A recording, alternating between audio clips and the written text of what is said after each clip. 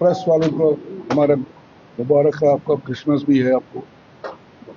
हमने आपको तकलीफ दी है एक ऐसे मसले के लिए जो बहुत ही कंसर्न का मसला है हमारे JKCA का। तो हम चाहते हैं कि हम आपसे सब शेयर करें जो हमारे साथ हो रहा है, क्योंकि ये कुछ कई सालों से हम सुप्रीम कोर्ट में है। हमने सुप्रीम कोर्ट को कहा कि हमको ये सब कमेटी खत्म करके हमको एक इलेक्शन करा दो। वो लड़ते रहे, अवॉइड करते, लेकिन फाइनली 27 अक्टूबर को हमारा ऑर्डर आ गया कि आप इलेक्शन करा। तो उसके ऑर्डर के साथ इलेक्टोरल ऑफिसर उन्हें बनाया। हालांकि उन्होंने ये भी कहा कि कॉन्स्टिट्यूशन अभी अगर रजिस्टर नहीं हुआ तो आप इलेक्शन कर दीजिए। कितना वो किस हद तक ठीक है नहीं है तो हम उसमें नहीं जाना चाहते, लेकिन अब सुप्रीम कोर्ट का ऑर्डर है, हमने कहा चलो ठीक है, फेयर इलेक्शन हो जाएगा। तो उसकी वजह से वो वेटिंग कर रहे। लेकिन हमने क्या देखा कि जो कॉन्स्टिट्यूशन जो हमारा नया इन्होंने अप्लाई किया है उसमें एक प्रोसीजर दिखाया है कि इलेक्शन कैसे होगा, प्रोसेस ऑफ इलेक्शन क्या होगा। उसमें जनरल काउंसिल को पहले बुलानी है, जिसमें सब रूल्स रेगुलेशन साइड करने होते हैं, इलेक्शन कैसा होगा, कौन करेगा, और इनफैक्ट उसी को ये इलेक्टोरल ऑफिसर बनाना था। लेकिन हम supreme court in its judgment they have appointed the election officer mister Jyoti. ठीक है, क्योंकि हमें यह है कि अगर वो फेयर करते थे तो कोई प्रॉब्लम नहीं था, ऐसा नहीं। लेकिन what we observe from the date he was appointed, हम उनको रिक्वेस्ट करते थे कि हमारे साथ यहाँ आइए, जनरल काउंसिल में बैठे हमसे डिस्कस कर दीजिए, we are interested party, so that fair election हो जाए। हमारे एसोसिएशन में 25 क्लब हैं जो रेगुलर जो societies, JKCA is a society, और जो एफिलिएटेड क्लब्स हैं उनमें से भी सोसाइटीज बहुत है। तो उसमें वो 25 में से कुछ क्लब ऐसे थे जो थोड़े देर डिस्टर्ब थे कुछ कारणों से, जिनका हाईकोर्ट ने ऑम्बड्समैन उनको फिक्स किया था, बशीर साहब। उसने 3 साल काम करके हर एक क्लब को बुलाया, उनके अपोजिट को बुलाया और फाइनल जजमेंट उन्होंने दी। उसके हिसाब से उन्होंने इलेक्शन किए, कंटिन्यू करते रहे पिछले 4 साल से।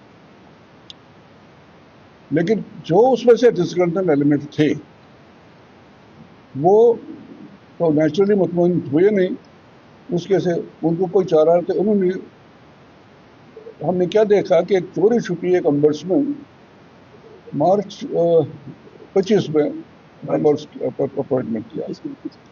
वो किसने किया ये पता नहीं, हमने दूसरा अम्बड्समैन जो दूसरा अम्बड्समैन कर ही नहीं सकते। अम्बड्समैन होता है करना या तो जनरल काउंसिल बना सकती है या कोई कोर्ट ऑर्डर। न तो जनरल काउंसिल ने बनाया है, न कोई नया अम्बड्समैन ने किया है जिसको हम जानते भी नहीं, किसी को बुलाया नहीं उसने। 27 अक्टूबर के बाद नवंबर में सबको जो दूसरे डिस्प्यूटेड क्लब्स थे 5-6 उनको चिट्ठियां लिखी कि अब आपका ये रिजेक्ट हो गया, वो हो गया। तो ये बहुत अलार्मिंग सिचुएशन है। और इसमें मैं पर्सनली समझता हूँ, I have been a vice president BCCI, तो उनका कुछ ऐसा ये रहा कि उन्होंने they do not ensure that fair elections हो, उनको शायद मंशा नहीं हो। तो इसलिए हम कोर्ट में बहुत केसेस चले गए हैं, वो अभी ऑर्डर नहीं हुआ है, एडवांटेज दिया जा रहा है ये जो टाइम गैप है उसके लिए। इसलिए हमने सोचा हम आपको भी, मीडिया को, हर एक अपना पूरी डिटेल बताएंगे कि क्या हो रहा है। तो इसलिए आपको वेलकम करते हैं। Other people will tell you on different subjects in detail. तो थैंक यू।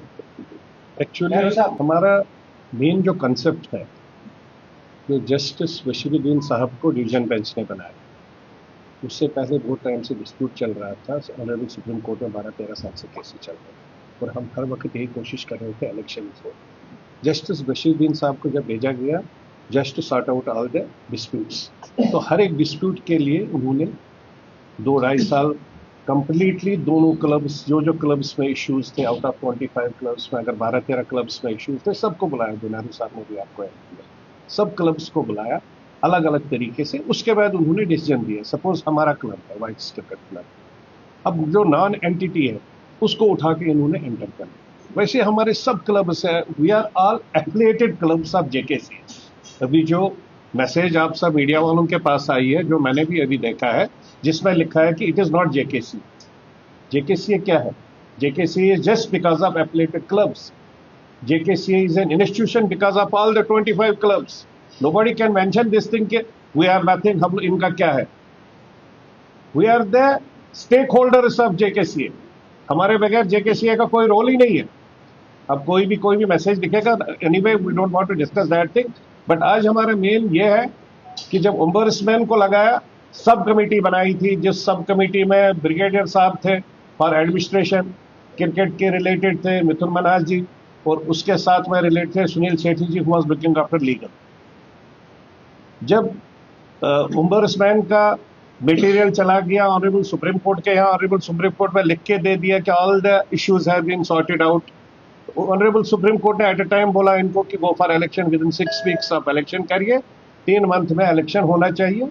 और उन्होंने वहां से बीसीसीआई को भी लिखा, तो इलेक्शन की प्रोसेस स्टार्ट हो गई। अब अगर इलेक्शन की प्रोसेस स्टार्ट हो गई, यहां से नई एक लेटर निकल गई, जो ब्रिगेडियर साहब ने अपनी लेटर निकाली, बीइंग ए सब committee member, responsibility of subcommittee is simply for day-to-day working. He is not authorized to appoint any ombudsman.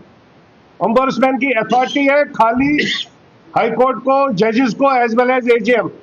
वो भी एजीएम तब है जब आफ्टर इलेक्शन होगा, बिफोर इलेक्शन कोई एजीएम नहीं होता है। तो ये जो गलत हो रहा है, उस तरीके से इन्होंने ओम्बर्समैन को अपना बनाया।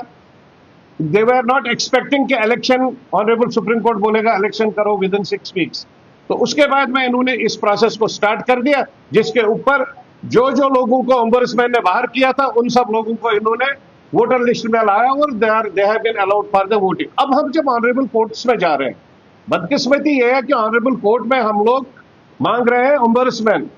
हम कह रहे हैं ओम्बर्समैन को क्यों बनाया, किसने बनाया, किस तरीके से बनाया, सब कमेटी कैसे बना सकती। तो ऑनरेबल कोर्ट के माध्यम से वहां डिस्कशन, जो भी हमारे पेपर्स आते हैं, उसमें वो लोग पूरा ही डाइवर्ट हो जाता है।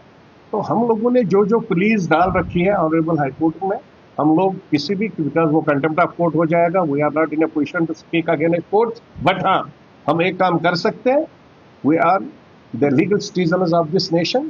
हम लोगों को राइट बनता है, हम चीफ जस्टिस ऑफ इंडिया को अपनी प्ली भी भेजेंगे, और जो डिसीजन आए हैं ऑनरेबल जजेस का, जो डिसीजन आता है वो भी भेजेंगे कि देखिए कॉग्निजेंस ले लीजिए, देखिए क्या हो रहा है हमारे स्टेट में।